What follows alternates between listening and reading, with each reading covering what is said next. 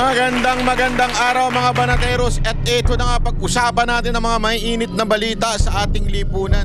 Nako ho, matindi ho yung mga nangyayari dahil may mga pasabog at may mga sumabog. Nako, bakit sumabog?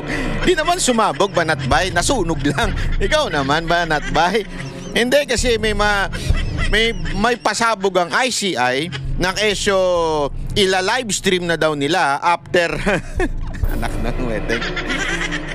Matapos ni Romualdez, ila-livestream nyo na, mga animal. Naku po, wala ka talaga kayong kwenta. Gago! Ay sus! Ay sus! Nakakairita, no? Pagkatapos mag-appear ni Romualdez, ngayon nyo lang napag-desisyon na ila-livestream. Sabi nga, aanuhin mo pa ang manok kung patay na ang buhaya. Hindi, walang gano'n. Anuhin mo pa ang damo kung patay na ang kabayo. Yun ang sabi, di ba? Yun yung kasabihan. May sarili tayong version. Anuhin mo yung manok, kasi manok pinakakain sa buhaya, di ba? Anuhin mo yung manok kung patay na yung buhaya. Kayo naman, pinag-uuto nyo yung mga Pilipino, buti na lang may social media. Hindi, kasi mamaya papaliwanag natin na unya, relax lang. Masyado ka mainit, Banatbay. Sisimula pala, nag-iinit na ulo mo. Kasi naman nakakainit ng ulo yun. Nung pagkagising ko, di sarap-sarap ng sleep ko. Talagang, sarap. Matangin na pagbasa ko. Ila-livestream na. Para ka tayong ginago eh. Alam mo kung bakit tayo parang ginago? Paliwanag ko sa inyo Mas okay na sana kung pinanindigan nyo eh. Okay na sana kung pinanindigan nyo na ayaw namin mapunta to sa politika, ayaw namin to, kaya pa-private na lang namin itong usapin na ito. Okay na eh. Di ba? Parang, sige na nga, wala tayong magawa. Ganyan talaga buhay eh. Diba? Ang ginawa ninyo, hinayaan nyo muna na matanong yung mga matanong, tapos saka nyo ipapa-livestream. Ano pa ila-livestream nyo dyan? Naimbitahan nyo na yung mga dapat imbitahan. Hindi. Kayo, sige, tanongin ko kayo. Ano pa ila-livestream nila dyan? Papapuntahin nyo ba uli si Romualdez dyan? Hindi nyo nga mapatawag si Saldicon. Tagal nyong pa-cancel yung passport. Init ng ulo mo, Banatbay, kasi nga kakabuisit eh. Para bagang niloloko talaga tayo eh. Napaka-perfect nun eh. Yung aanuin mo pa yung damo kung wala na si si Marcos tuloy Sorry. Then nakita ko kasi yung picture ni Marcos dito.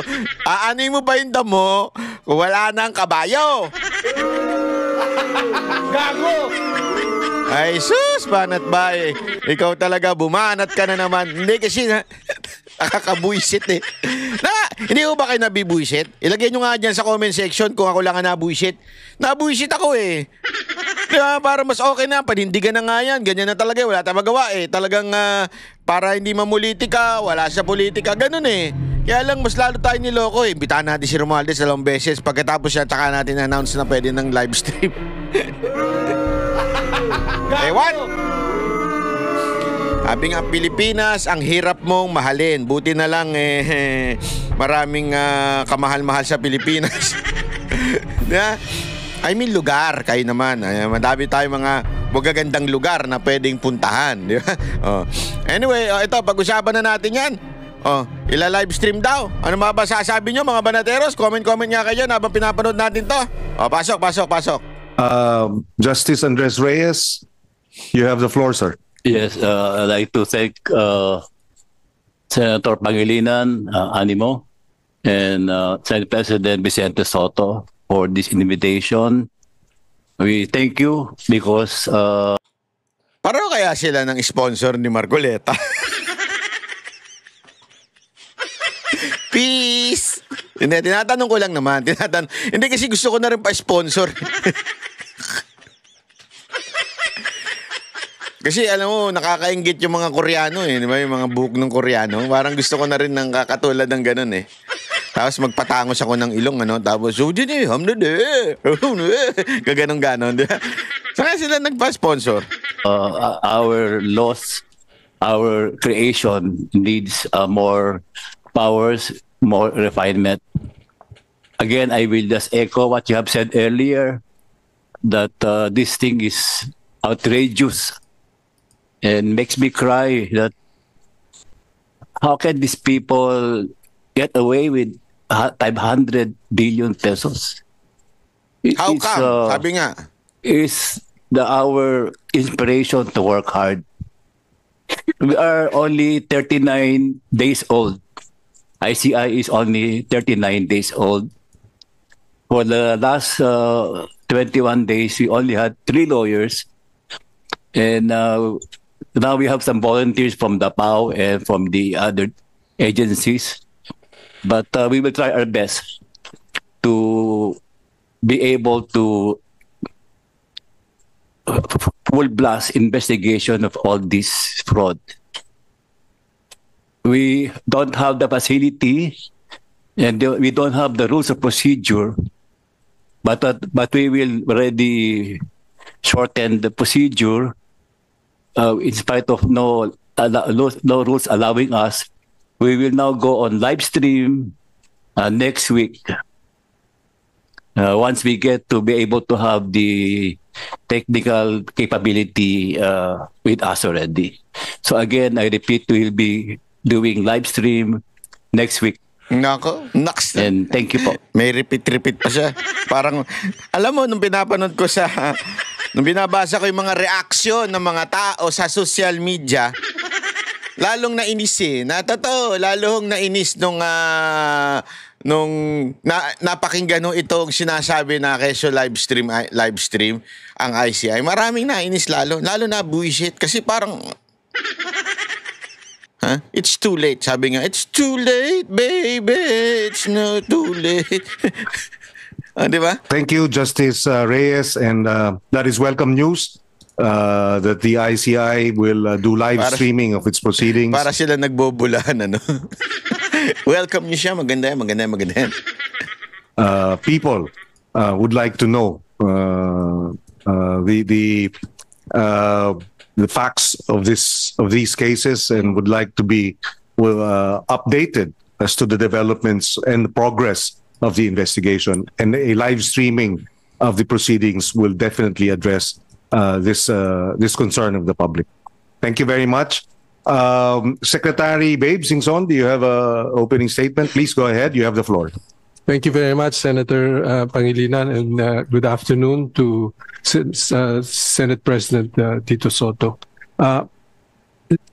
Sir, Your Honor, after being in DPWH for 6 years, full 6 years, I could not believe what I was hearing in terms of the magnitude of the corruption. And ito sabi nung iba, babasahin ko lang sa inyo yung sa post ng GMA News, yung mga reaction natapos na sigurong script after ni Romualdez kaya pwede na. Ito after the fire broke in DPWH, mamaya pag-usapan natin yan the ICI decided to live stream the investigation. What a coincidence. I smell something fishy here.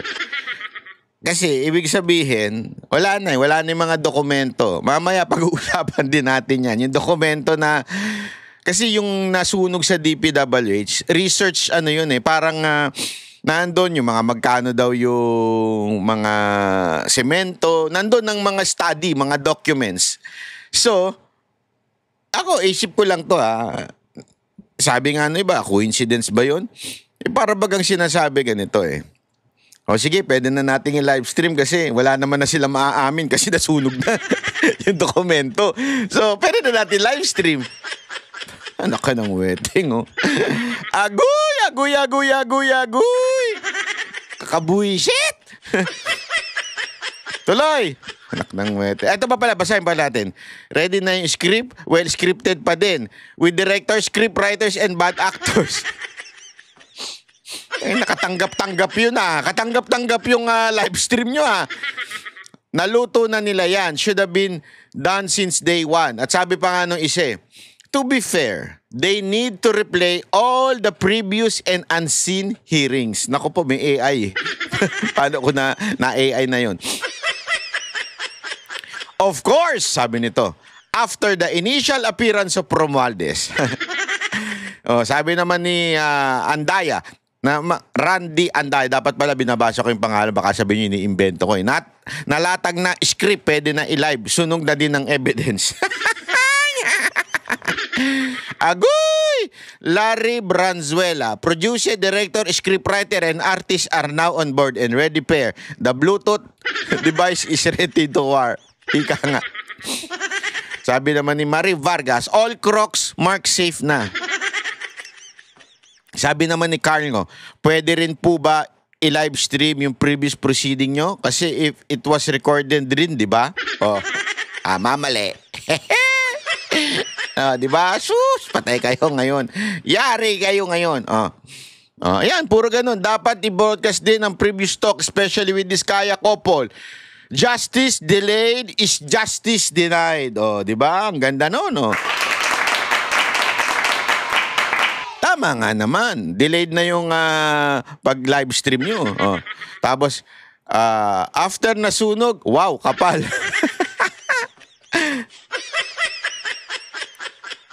Ano pa? Nako po. Alam mo, walang walang nagsasabing maganda. Puro. Sabi, bakit si Senator Marcoleta hindi invited dyan to shed light?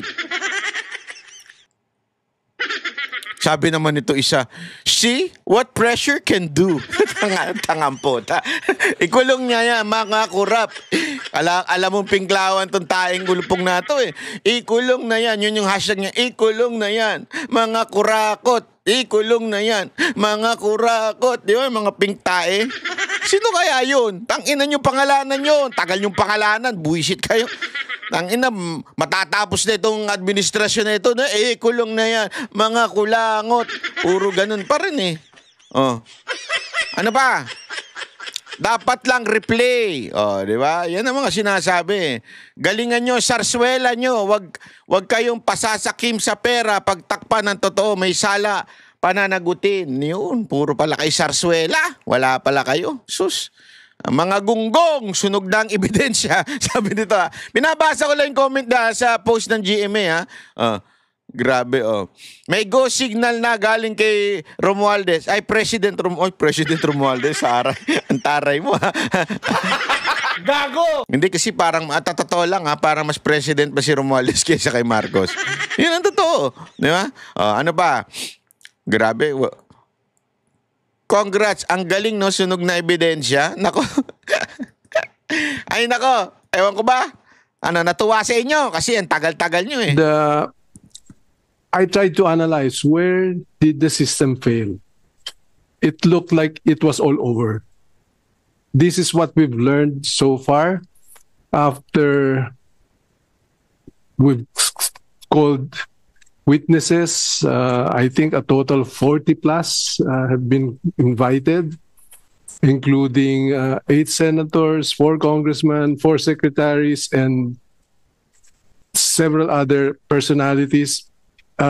But recognizing that the procedure, the legal process that we have to follow is so tedious.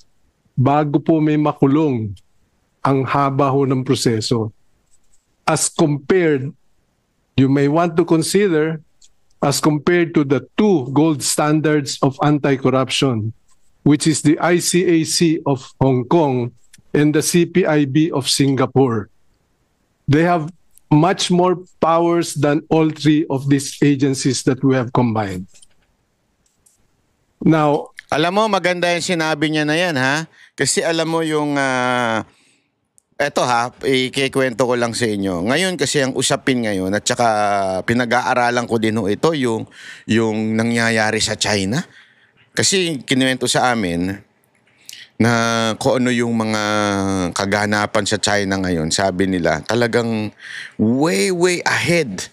Pag pumunta ka daw doon, para ka talagang nasa, alam mo yung nasa pelikula, yung napapanood natin, di ba? Kung maalala ninyo, yung kayong mga matatanda dyan na tulad ko, yung sa Back to the Future, parang ganun.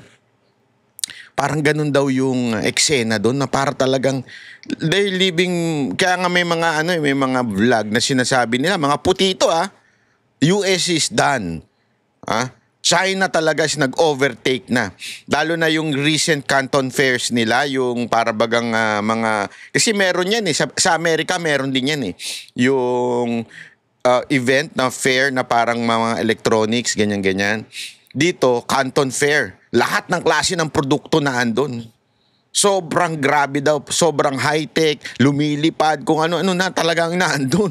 At nangunguna ang China. And ito to be honest, kung technology lang, ako nga, pag tinitingnan ko sa social media yung China, especially sa mga electric cars, wapak! Walang binatbat talaga yung mga American electric cars or European electric cars. Talagang kakaiba. Tapos, kahit nga sabi ko nga sa inyo, kahit doon sa iPhone, di ba? Sabi nga nila, high-tech daw. Sa totoo lang, mahirap lang kasi umalis sa ecosystem ng Apple. Di ba? Pag naandun ka na, para na-stuck ka na sa ecosystem. Halimbawa ako, tinitingnan ko ngayon yung mga Apple new products, yung 17 Pro Max, di ba? Pag titingnan mo, parang wala naman na bago. Meron onte, yung front camera medyo naging wide.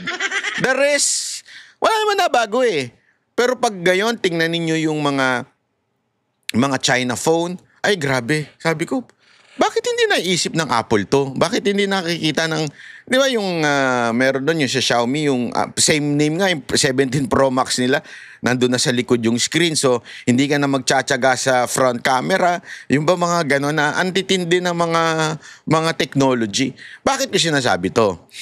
Kasi talagang nangunguna na ang China. But, if you would see the history of China, although now, they are capitalist communist, but sabihin ng capitalist, sa madaling salita, ganito yan Sila, pag sinabi ng nila, ng presidente nila o yung kanilang pinuno, gagawin. Pag pinarusahan ng may mga kasalanan, mangyayari. Alam nyo kung bakit? Dati kasi sobrang communist lang nila Ganon. Pero ngayon, nag-open na talaga sila. Ang tindi na ng kanilang ginagawa. It's because of this anti-corruption na agency ba yan? O di ko alam kung departamento ba yan o agency yan. Pero because of that anti-corruption, natanggal ang mga korap at umasenso yung bayan nila. Sabi ko nga, kung siguro tatanggalin ng korap sa Pilipinas, nasarap mangarap mamatay lahat ng korap, kainin ng lupa, ganon. Siguro iilan na lang tayo matitira. Dinaig pa ang rapture. Hindi, di ba? Halimbawa lang na rapture, di ba? Alam niyo may rapture, di ba? Basta yung mga full gospel Christian na, alam niyo ibig sabihin na rapture. Baka mas maraming pang mababawasan sa Pilipinas kung biglang kainin ng lupa ang ang mga kurap, no? Kasi kurap kasi hanggang sa kailalim-laliman, kurap ang mga Pilipino. Sa mga barangay na lang, kurap na yan sabi ko sa inyo, ilang beses na kami nag-participate sa mga eleksyon. Grabe, mula barangay, mula tanod, kurap. Kaya, ewan ko nga, sabi ko, hindi ito makukuha ng isang lang. Dekada ito. Yung corruption sa atin, eto kung pag-aaralan yung kasaysayan natin, panahon pa lang nila Aguinaldo, lintik na ang korupsyon. Lintik na. Hindi ko na lang papangalanan, patay na kasi yung mga yun Pero lintik na ang korupsyon, pinagbebenta tayo, lintik na Kaya kung iisipin mo, kung dekada na ang korupsyon nangyayari noon pa lang, paano mo yan babawiin ng isang pagkakataon o isang termino? Imposible. What we need is yung mga kilala na yung leader diyan sa Africa. Si Bolkia, ano ba yun? Kalimutan ko na pangalan nun. Basta lagi kinikwento sa amin yun. Kailangan mo ng ganun. Yeah? Kailangan mo talaga ng matindi. Alam nyo, pagdating mo sa korap, napaka malumanay. Mantakin mo ito na lang issue ng live streaming, malaking issue pa. Inabot pa ng siyam-siyam bago nila ina-live stream. Wala na, nakapagsalita na yung mga korap. Tapos na. as a result of the difficulty and because of the very strong clamor of our people, because of the Clamor. massive corruption all over the Tapos place, na yung script nyo. under the leadership of Chairman Reyes, we invited a total of 20 government agencies to find out from them what are their administrative powers that we can immediately utilize in collaboration with these agencies. Marami po pala niyan.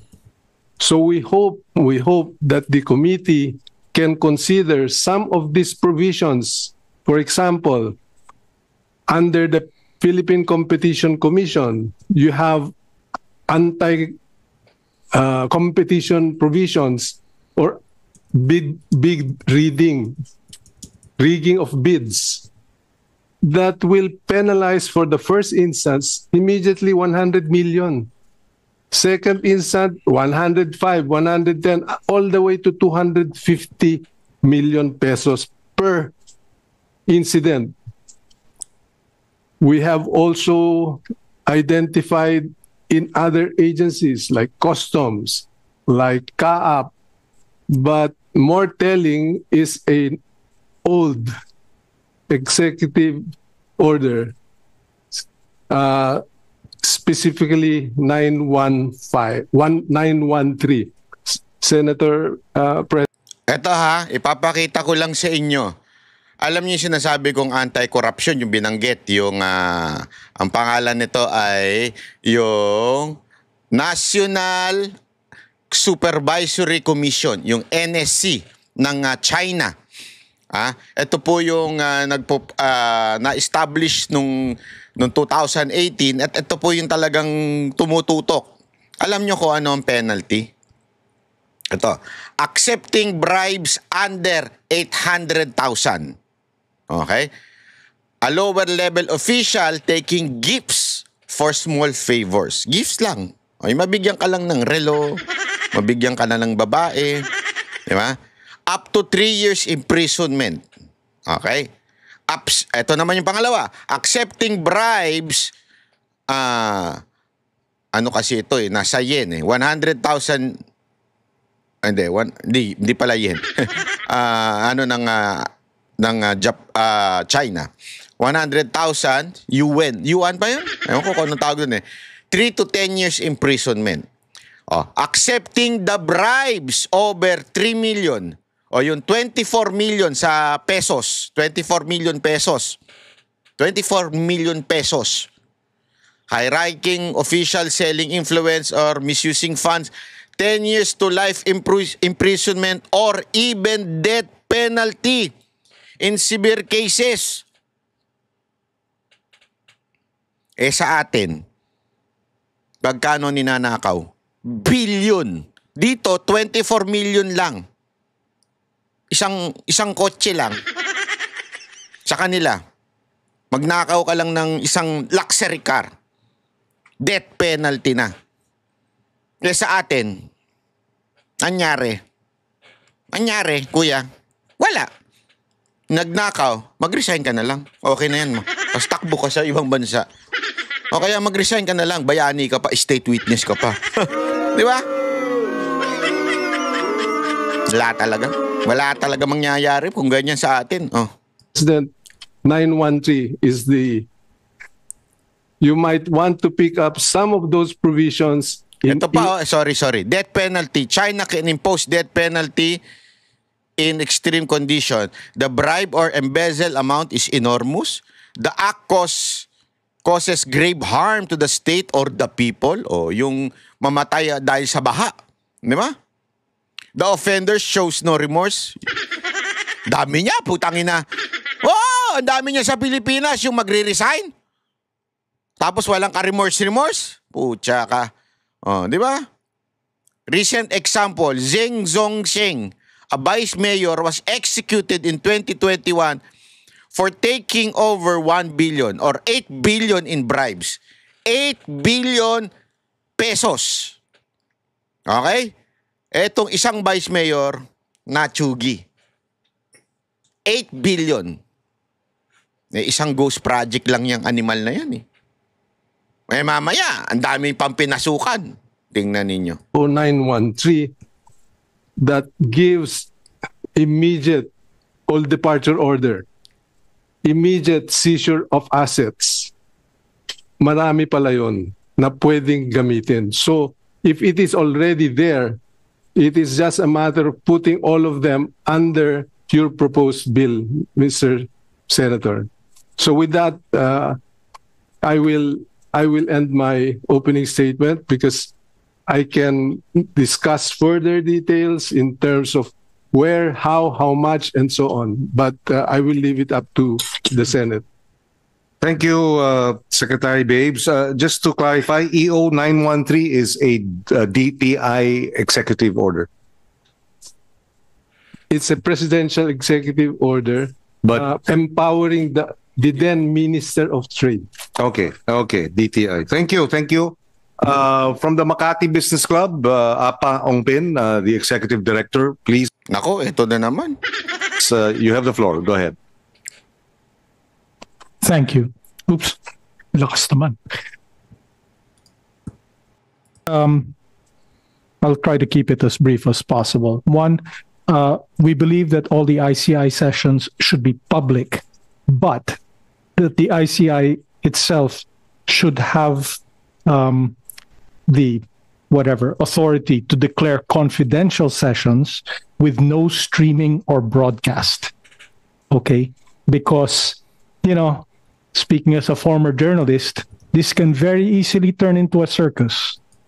I mean, it already has in some cases. Okay? And, the accused are, they're entitled to due process. And, we cannot turn this into a Puro naman we know.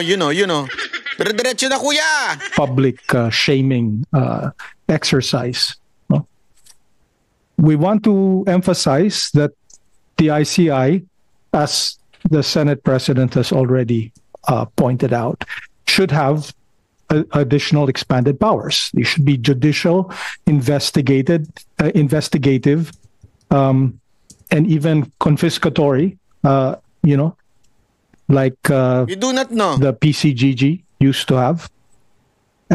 So, power of subpoena, power to declare in contempt, and which includes arrest and hold orders after due process. Okay,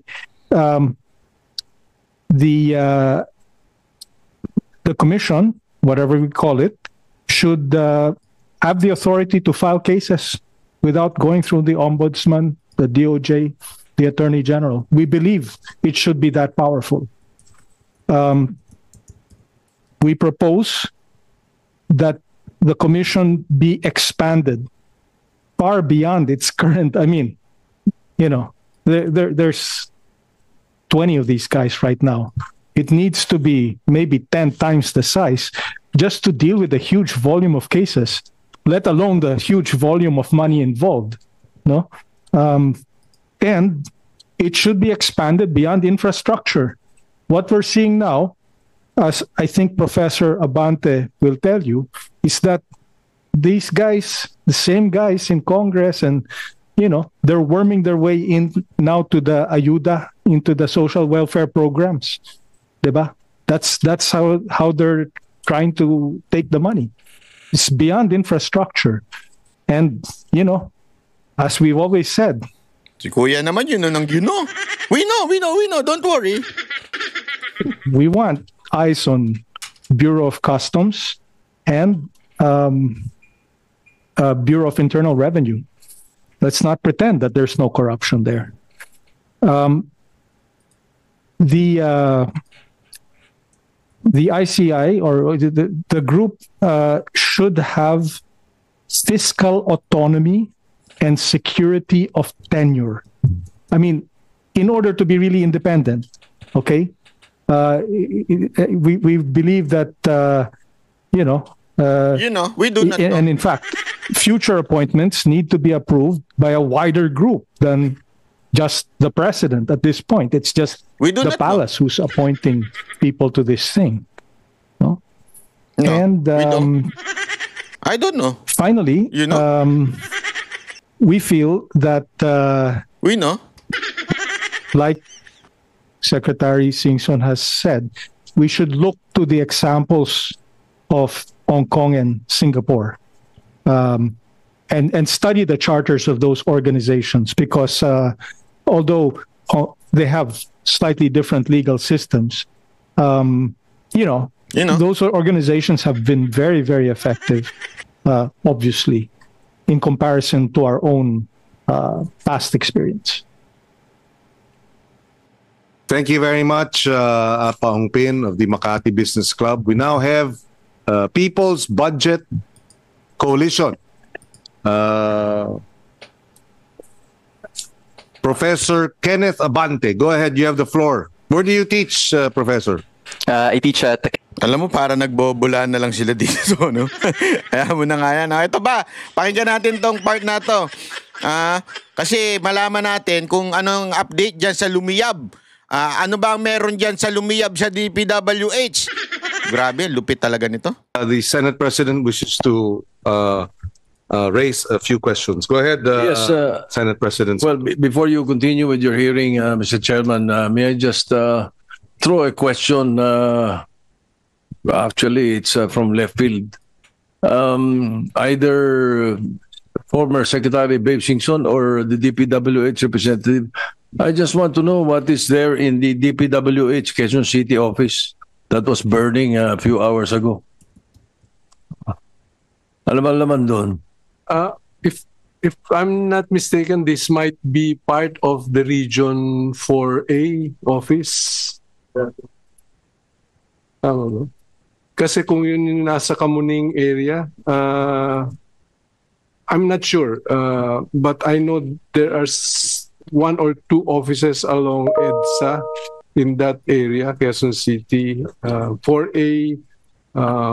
So I hope it is not our zone. I just thought that the media would like to would be interested to find out. Miss the ASEC of DPWH. ASEC Villar. Yes, Your Honor. This is actually Region 4B, the Regional Office 4B of the DPWH. 4B. Yes, Your Honor. Mindoro. Mindoro. Ito po yung dito po ang site ng testing materials ng DPWH na mga suppliers like semento, mga bakal. Dito po tinitest. So, we are looking into it already. Pero ito po yung testing site. Testing site. Wala mga dokumento ron? Of course, meron po, Your Honor. Naku. So Naku, putang. Of course, Your Honor. Siyempre, meron dokumento doon. Nako, ano nga yung sabi? Baka mga yan Ito yung unang sinabi ko. Meron. At kasi dating secretary ito. Dating secretary po ito ng DPWH. Ito. Ning area, I'm not sure. But I know there are one or two offices along EDSA in that area, Quezon City, 4A. So I hope it is not our zone. I just thought that the media would like to would be interested to find out. Miss the ASEC of DPWH. ASEC Villar. yes, Your Honor. This is actually Region 4B, the Regional Office 4B of the DPWH. 4B. Yes, Your Honor. Mindoro. Mindoro. Ito po yung dito po ang site ng testing materials ng DPWH na mga suppliers like semento, mga bakal. Supplier dito daw tinitest. So yung mga test, ibig sabihin, ganito yan ganito. Paliwanag natin. So dito mo malalaman kung yung isang tinest ay substandard o hindi. Halimbawa, pinresyuhan itong salamin natin, di ba? Halimbawa ito. Kunwari peke ito, Halimbawa, ito Ray-Ban, di ba? Ray-Ban yan. Pinresyo ng kontraktor ng 15,000. 5,000 kay Kong, 5,000 sa amin, 5,000 doon sa papagawa, ganun. 15,000, di ba? Kaya lang, sana, sakto. Although, hindi pa pala overprice yun. Ang overprice ito, 50,000. Halimbawa, 50,000, di ba? Na overprice na, meron na si Kong, meron na si engineer, at meron na si Bossing. Kailangan yun na si Bossing. Di ba? Ngayon, para sigurado at malaman na kung ito ba'y totoo o hindi, at ito ba ay may quality, dadalhin ngayon dun sa opisina para i-check. Doon sa opisina malalaman kung peke ba yan, totoo ba yan, kung saan ba gawa yan, kung ganito ba yan, totoo ba sinasabi na polarized yan, kunwari gano'n, di ba? Saan yun? Sa opisina. Doon, nandun yung lahat na resulta kung nagkaroon ng overprice o nagkaroon ng substandard. So, doon sa opisina na yun. Tapos yung opisina nasunog. Wala na. Gago! So, hindi mo na kayo malalaman kung ano ba yung ginawa dito, kung ano yung findings doon sa salamin na yun. Kasi nasunog na eh. Hindi mo ngayon alam yung findings kung ano nangyari doon sa hollow blocks na o kaya mga ginamit na simento kasi nasunog na eh. Tapos, i-live stream na natin. I-live stream na kasi okay na eh. Wala na tayong magagawa. Live stream na natin. Hindi ba? Ay, sus! Dito po tinitest. So, we are looking into it already. Pero ito po yung testing site. Testing site. Wala mga dokumento ron? Of course, meron po, Your Honor. Naman, So, testing site, with the permission of the Senate President, testing site and the office of the regional DPWH Region 4B. Okay. Yes, So, sir. yung mga dokumento ng regional office of the DPWH Region 4B is housed in that office. Well, A number, a number, but most of it naman po nasa database na ng central. Okay. Yes, Sir, GMA News has reported that the fire specifically affected the Bureau of Research sasabi lang, ulitin pa nito isang to eh. Standards Building. That's what they said. Bureau of Research Standards Building. testing. Testing po, Your Honor. Sasabi lang Yes, Justice Andres Reyes. Yes, Go ahead. with due respect to that office, as per testimony of witness Bryce Hernandez, there is 1% for the testing office of the DPWH. Per voucher is 1%. Thank you. So So ayan po ha, yung testing na yan. Kami ang boses ng masa, hindi natatakot. Katotohanan lang, di kami nalulunod. Walang bahid ng sismis, lahat ay totoo. Kahit sino ka pa, pag mali ka babanatan ka. Walang pinipiling kulay, wala kaming kinikilingan. Basta para sa bayan, kami lalaban. Pagdama palakpakan, pag mali banatan. Di matitinag, di matatakot, para sa bayan tuloy ang sigaw. Sa harap ng kamera, walang halong takot. Mga baluktot, lahat kayo'y tutumba. Ang hustisya at totoo, yun lang ang mahalaga. Kahit sinong harang, di kami matitinag. Walang pinipiling kulay, wala kaming kinikilingan. Basta para sa bayan, kami